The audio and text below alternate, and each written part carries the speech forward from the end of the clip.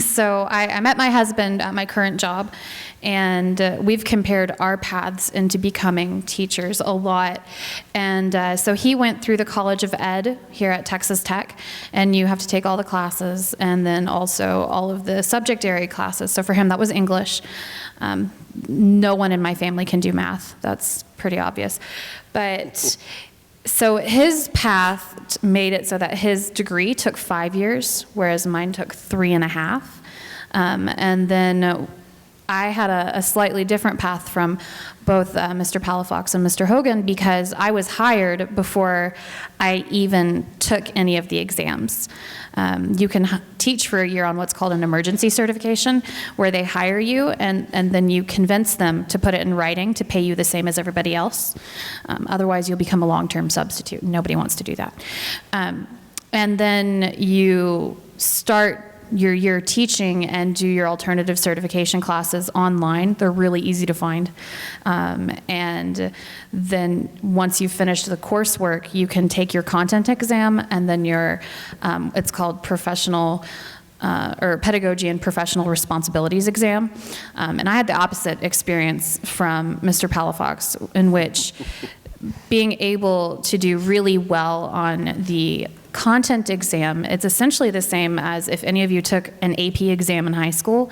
It's really similar to that, except you have to get 80% correct in order to pass. And then the other one, where it's pedagogy and professional responsibilities, I thought it was really easy, because all you had to ask yourself is, what would the answer be in a perfect world with unlimited resources? Not what I would actually do in any of these situations, but what would I do in a perfect world?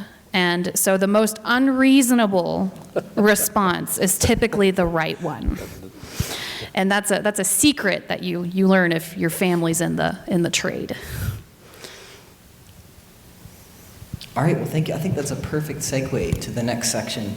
In the introduction, we talked about global challenges and listing some of those, and wondering about, and also connecting to what Taylor Mullins said, you know, what do teachers make, or how are we involved in addressing global challenges?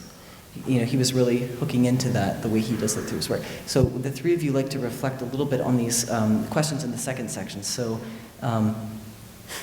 why should Americans learn to speak or read or communicate in another language?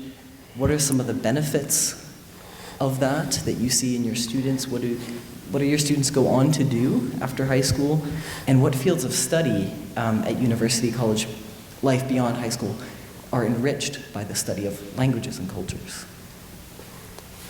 I guess I could start by saying that English is my second language, Spanish is my first language. So definitely learning a language helps you, because I'm a foreigner in this country, because my wife's from here. So learning a language can help you in anything that you do.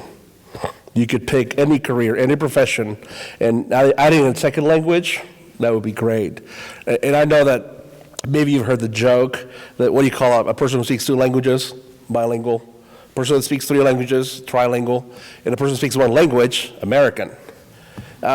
Because Americans, there's a lot of blessings, there's a lot of benefits that the culture has had over the years, that English has been dominant in businesses, in religion, and so many areas that people have to learn the language, like I did, because I had to come to school here.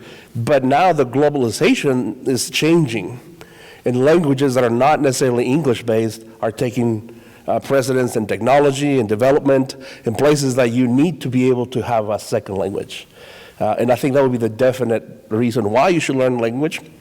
Just because it opens up doors, it makes you different than others. When you're going through like a resume, when people are picking who they're going to choose, it really makes a difference when you're able to even have another language. So I think those are the things. So the students that we have, this Christmas, for example, I had a student who made a 5 in Spanish 4 AP, and she's in Harvard. And to me, it's just amazing that she came to say hi to me for Christmas in my classroom, because to me, she was a great student. She was so into it, but being in Harvard, and I think it can open a lot of doors And for her to have a 5 in the test, it was such a good thing and a benefit for her to even be accepted at Harvard. So I think it could open up possibilities for other education that you might do, like a master's or extend a PhD. You can read different sources, different places.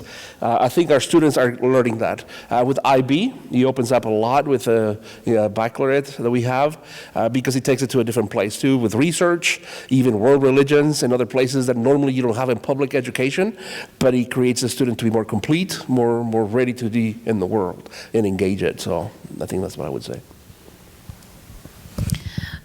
I would have to say it's the joke that Mr. Palafox told. I've heard it a lot, and it makes me both laugh, but it's also kind of sad. Only being able to speak one language is severely limiting.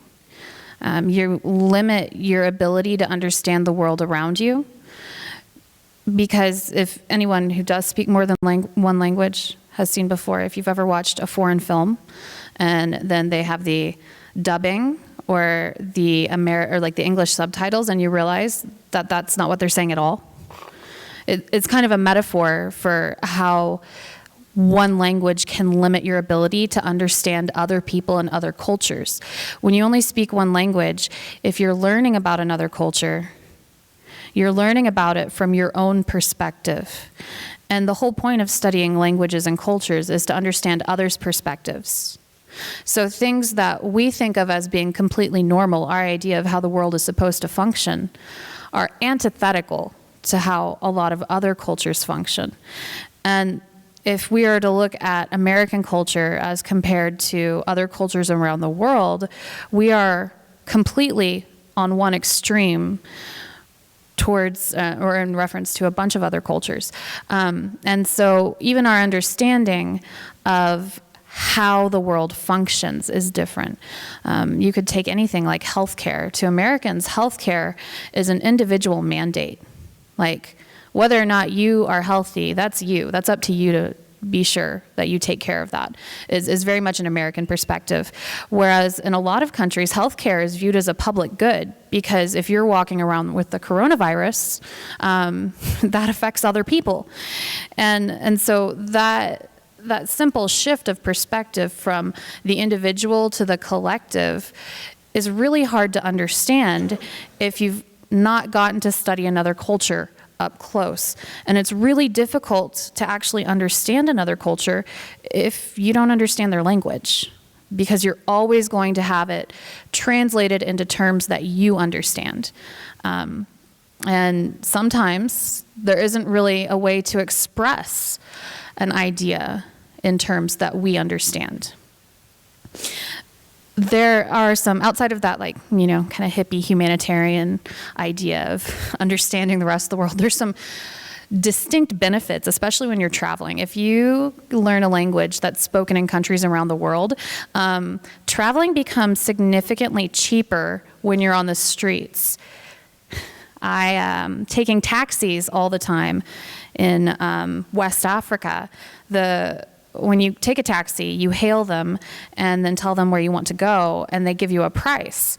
Well, if you don't speak their language, you're going to pay double, triple, quadruple what it's actually worth. And that's all over the place. That's every good or service that you're going to encounter while traveling. And beyond that, you're not actually going to get to experience the country itself, because you're going to be limited to what English language guides you can find. Ideas about careers that students pursue after high school. I cannot think of a career that I haven't had students want to pursue or be in the process of. I have a former student who's at West Point. I have a former student who just finished her degree in psychology and is starting to do clinical rounds. I have a student who became a character concept artist, and her ability to study art in French language as opposed to English-American translations of that art has really helped her to diversify her portfolio. And then I have other students who want to be teachers. And And it's really great to see them understand exactly how much of an influence, positive influence, you can have over somebody's life. I know sometimes teachers have had a negative influence over your life, but that's the minority, I'd like to believe. As far as fields of study at a college or university that are enriched, I have to agree with Mr. Palafox. I can't think of a single field that is not enriched by knowledge of or fluency in, and just on a scientific basis, studying another language makes you smarter. It makes your brain more capable of operating in multiple ways and gives you a more diverse set of ways that you can think about things. And so bilingual people, there's so many studies that prove this. Bilingual people are more capable of problem solving than people who only speak one language, on average. I mean, I'm not going to say that learn another language and you're smarter than the class valedictorian, but it helps. The question's interesting to me because it's why should someone learn to speak a foreign language? Everything is a foreign language. I'm tied right now for the world's worst bass player of all time, but music is as much a foreign language as anything else. And so being able to speak German is very helpful, but also if you're able to speak German, it doesn't mean that you're limited to being a German teacher. I know somebody I studied abroad with who went to Germany, learned the language, got his credit from Texas Tech, and then he works for ThyssenKrupp doing inspections on elevators. So what actually got him in through the interview was being able to speak about his experiences of being in Germany. So just because you learn the language doesn't mean that you're stuck only being able to do that. I've got a former student from Tech who studied abroad, got an internship with banking, and then came back here, and he's a banking executive in Boulder right now. So it is wonderful because you can learn more about nuance and things like that. We were backstage discussing 3 different ways to express bravery with what they mean and everything else, and it was an interesting kind of foreign language nerding out moment, and we were discussing different ways to say peanut and nuance and things like that. But also once you start learning a foreign language, you can understand and decipher your language or the way that you phrase something and what a different meaning might be, all these different ways to express these things. And one benefit for me, aside from academia and career and everything else, was I'm despite what they might say, we've worked together for 4 years, so we can give each other a really good hard time. I'm fairly quiet in English. I don't feel comfortable expressing a lot of how I actually think or feel, but in German, I never had that inhibition. And I don't know why. Maybe I had to think about what I was going to say, which is not what I'm really good at. In English, I don't think that often before I just vomit it out, but how I think or feel was an interesting journey that I got to experience and learn as I'm learning a foreign language, because there's 3 different ways to say bravery and 2 to say peanut. So it was an interesting thing. But being able to speak that language also could be something where you get to now be in that country in a whole different field. Germany typically does very well with engineering. So if you're fluent in the language and you have an engineering mind or something like that, you can be in that country and then you have an extra springboard to go into for a different career that's not German history or German literature. There's so much more to do in that country if they're leading a field of research or technology or something like that. So it could be incredibly beneficial in ways that you never even thought that would happen. It's just interesting the way that it plays out. Okay, so I think we covered a lot of the ways in which being a teacher, you are addressing global challenges through your work, and your students are doing that also. Is there anything that you would like to add that we haven't gotten to yet? I think I could say that if you become a teacher, you have the PPR, the pedagogy part of it. You can always just continue to have different content. So you could teach several disciplines if you decide to do that, So you can teach different languages or like Avid or other places like that. And I think it makes you be more connected to other places. Like I'm an adjunct to in colleges, and I teach online. So after I finish at Lubbock High, I go home and I teach over the computer. I have all these students in Latin America. And it's so enriching to be able to connect to other fields, but using the same language. And I think that's what is so important. In other words, one day you're going to have to create a marketing technique, and if you know a specific keyword that could connect with people, that could really help.